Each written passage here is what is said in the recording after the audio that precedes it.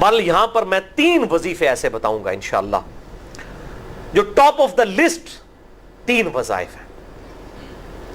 مصیبت اور پریشانی میں تکلیف دور کرنے کے لیے، سنت وظائف آپ صلی اللہ علیہ وسلم کی طرف سے تعلیم فرمائے ہوئے۔ پہلا وظیفہ ہے یہ لا الہ الا انت سبحانک انی کنت من الظالمین کا۔ لا الہ الا انت سبحانک، نہیں ہے کوئی معبود سوائے تیرے اور تو تو پاک ہے اللہ، تو تو غلطی کر ہی نہیں سکتا۔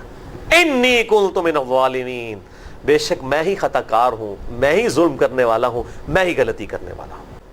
جامعہ ترمذی میں انٹرنیشنل نمبر کے مطابق 3505، مشکات میں 2292 نمبر یہ حدیث ہے،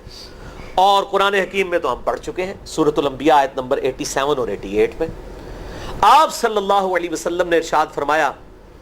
کہ یونس علیہ السلام نے مچھلی کے پیٹ میں اپنے رب کو ان الفاظ کے ساتھ پکارا تھا، لا الہ الا انت سبحانک انی کنت من الظالمین، اور پھر آپ صلی اللہ علیہ وسلم نے فرمایا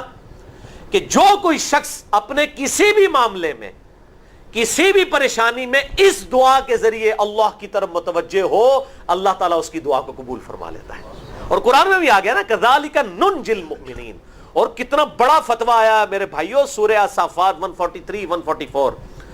فلولا انہ کان من المسبحین، اگر یونس ہمیں ان الفاظ میں ہماری تسبیح نہ کرتا للبث فی بطنہ الی یوم یبعثون، تو مچھلی کے پیٹ میں قیامت تک مچھلی کے پیٹ میں رہتا اگر اس طرح نہ ہمیں پکارتا، اس کی قبر مچھلی کا پیٹ بن جاتی۔ یعنی یہ اتنا عطاب، اور وہ دور ہو گیا اس دعا سے، بہت بڑے اسماء اعظم میں سے ہے۔ تو یہ بہترین دعا، بہترین وظیفہ، اسماء اعظم میں سے بہترین چیز، اور سب سے بڑھ کر جو میں نے بات کی کہ بہترین استغفار، اللہ سے توبہ مانگنے کا بہترین ذریعہ۔ آپ دیکھیں اللہ تعالیٰ کی کوالٹی کو کس طریقے سے انہوں نے اپنے لیے جو ہے وہ ذریعہ بنایا نجات کا۔ کہتے ہیں نا وہ کسی کی انسٹنکٹ پہ بات کرنا، کسی کی جبلت پہ، انہوں نے اللہ تبارک و تعالیٰ کی ایک خاص کوالٹی تھی جس کے ساتھ انہوں نے اللہ کی طرف دعا کی۔ وہ کیا؟ بڑی انٹلیکچوئل دعا ہے، لا الہ الا انت، اے اللہ تیرے سوا کوئی معبود نہیں ہے، یہ توحید کو پہلے نمبر پہ لے گئے۔ انت سبحانک، اے اللہ تو پاک ہے، تو غلطی کر ہی نہیں سکتا کیونکہ تو پاک ہے۔ انی کنت من الظالمین، میں تو انسان ہوں، میں تو غلطی کروں گا۔ اب جب اللہ تعالیٰ کو آپ اس طریقے سے کہیں گے اللہ تیرے کو تو غلطی نہیں ہوندی، میں تو بندہ آنا تو غلطی تو کراں گا، کیا زبردست انداز ہے اللہ کو پکارنے کا۔ اس پہ پھر نجات ہی ملنی تھی نا۔ اللہ تعالیٰ کی وہ کوالٹی انہوں نے ذکر کی ہے، اللہ میں تو بندہ ہوں نا تو غلطی کروں گا نا، تجھ سے تو غلطی نہیں ہونی، تو پاک ہے، غلطی تو میں نہیں کرنی ہے نا، تجھ سے تو ہو نہیں سکتی، جب میں کر بیٹھا ہوں تو معاف کر دینا۔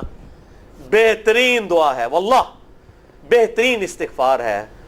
اور صحیح بخاری اور مسلم کی متفق علیہ حدیث ہے، جب آپ تشہد میں بیٹھو تو درود شریف کے بعد جو اپنے رب سے چاہو مانگو، اس میں یہ دعا بھی آپ اپنے اوپر لازم کریں، یہ اسماء اعظم میں سے ہے، اپنی دعاؤں میں اس دعا کو کریں۔ دعا کی قبولیت کے لیے یہ آپ سمجھیں اللہ تعالیٰ کی طرف سے کیٹلسٹ ہے، جسے ہم وہ کیمسٹری میں کہتے ہیں کیٹلسٹ، کیمیکل ریئیکشن کو تیز کرنے والا،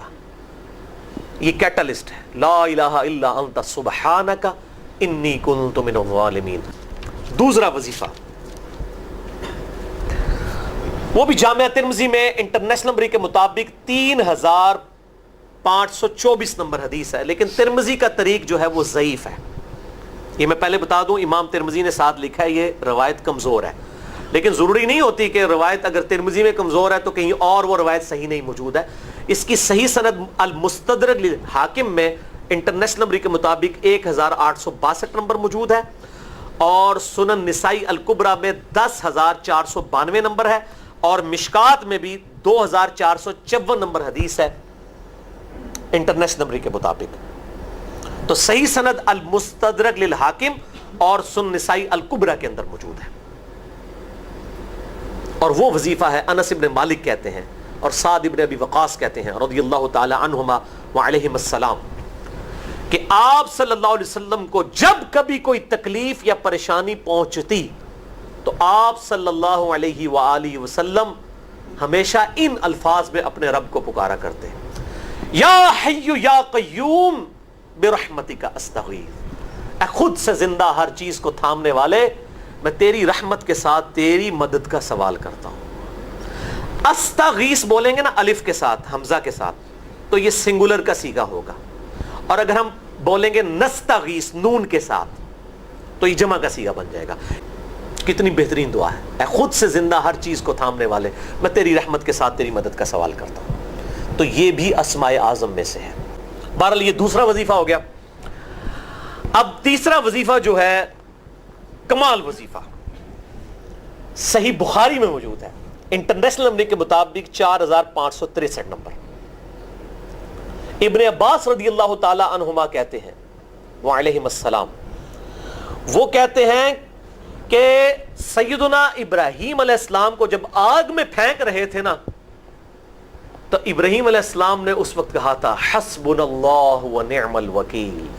ہم نے اللہ ہی پر بھروسہ کیا اور وہی بہتر کارساز ہے۔ اور تمہارے نبی صلی اللہ علیہ وسلم کو بھی جب مصیبت اور پریشانی آتی تھی وہ بھی پڑھا کرتے تھے حسبنا اللہ ونعم الوکیل، ہم نے اللہ ہی پر بھروسہ کیا اور وہی بہتر کارساز ہے۔ اس کے بعد وہ شعر جو بنا دیا نا، نعم المولا و نعم النصیر، ویسے الگ سے آیت ہے،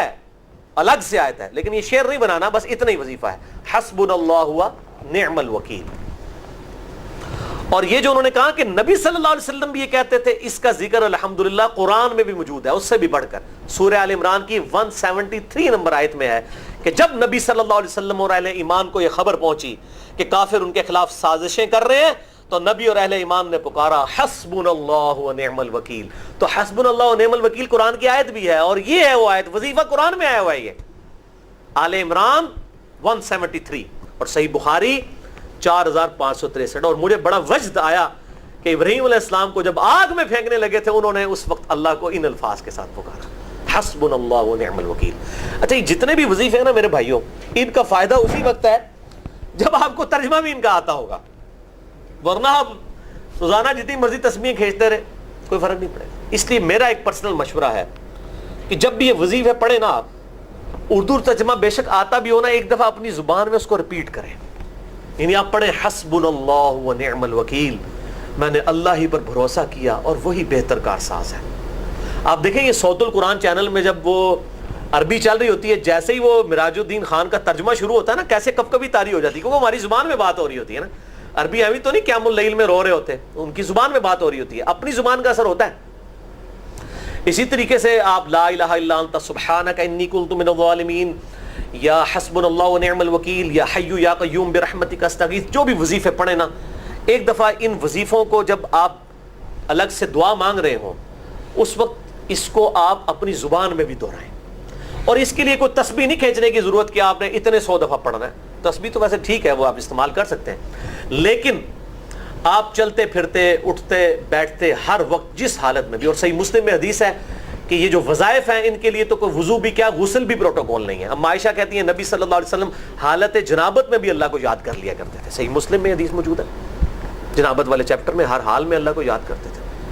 اور جو قرآن میں بھی دعائیں یا اذکار آئی ہیں نا، جب آپ حالت جنابت میں بھی اس کو کریں گے نا، تو اس پہ قرآن کا حکم نہیں لگے گا۔ تو جامعہ ترمذی اور ابو داؤد میں جو حدیث ہے کہ حضرت علی کہتے ہیں نبی صلی اللہ علیہ وسلم کو حالت جنابت کے علاوہ کوئی اور حالت قرآن پڑھنے سے مانے نہیں ہوتی تھی، تو اس سے مراد قرآن کی تلاوت ہے۔ اگر قرآن کی دعائیں جیسے ہیں بسم اللہ الرحمن الرحیم، یہ بھی تو قرآن ہے، سبحان اللہ بھی تو قرآن ہے، الحمدللہ بھی تو، یہ اذکار جو ہے نا، جب آپ اذکار کی نیت سے پڑھ رہے ہوں گے پھر یہ قرآن نہیں شمار ہوں گے، ذکر شمار ہوں گے، اور اس کے لیے نہ وضو پروٹوکول ہے اور نہ غسل کا ہونا ضروری ہے، ہر حال میں اللہ کو یاد کر۔